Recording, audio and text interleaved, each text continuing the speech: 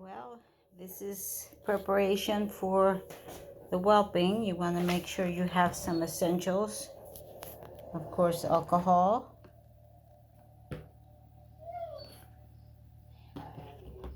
some priority care, non-spermicidal sterile lubricant jelly.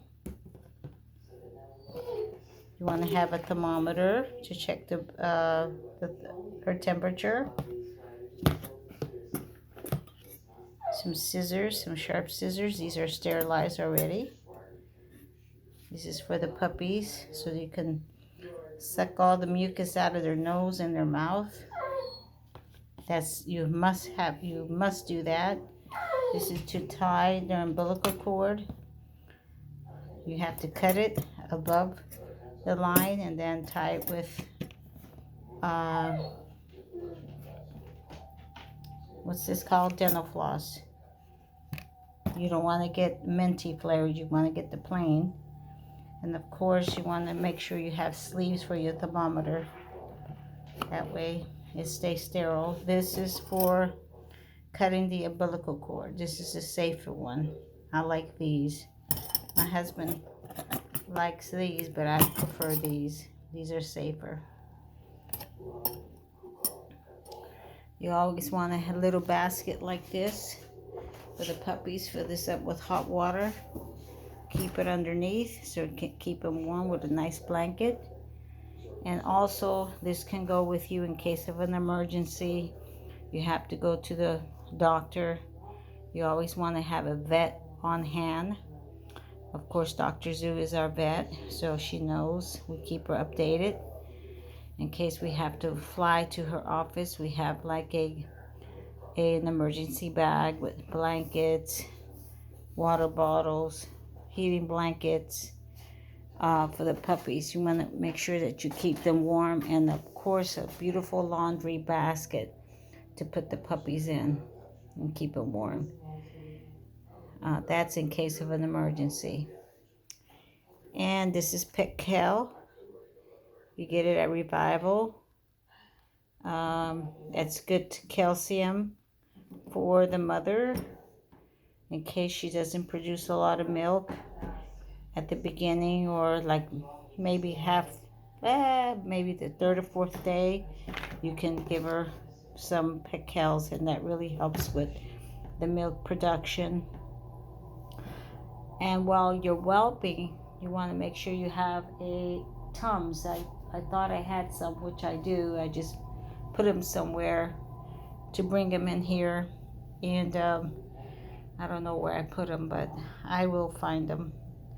So the Tums are good to give to the dog, to the mom, so it helps her to contract and whelp.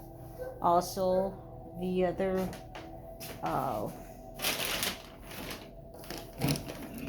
items that we got, this right here, when she takes about over 2 hours to whelp, you applied a little bit of this. You got to read it, make sure you have the right dosage for her, and you put it right between her gums, and that will help her immediately contract. This helps her right along. She spits them out one after the other, and this is for the puppies in case you have a preemie. This is really good. It supports newborns with cholesterol for a healthy start. Isn't that nice? Okay.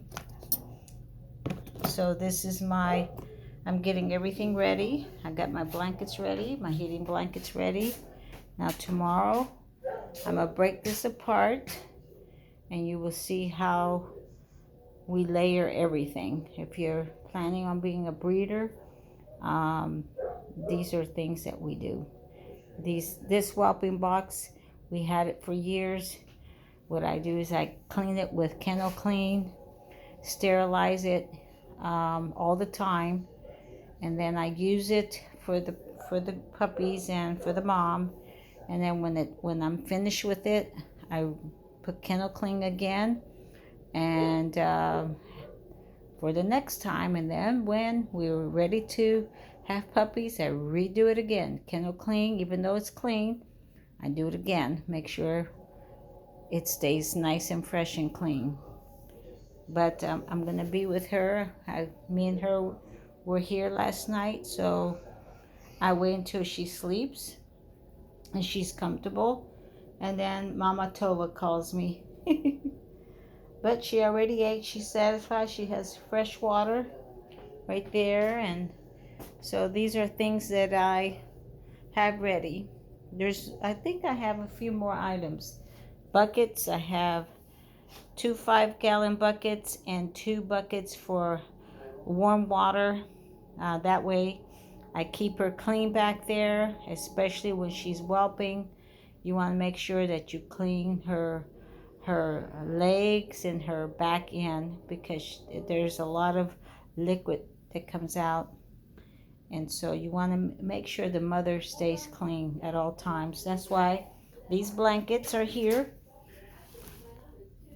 These blankets, we put it underneath her, so once she starts whelping, she has a nice blanket underneath her. Once it's soiled, we hurry up and change her.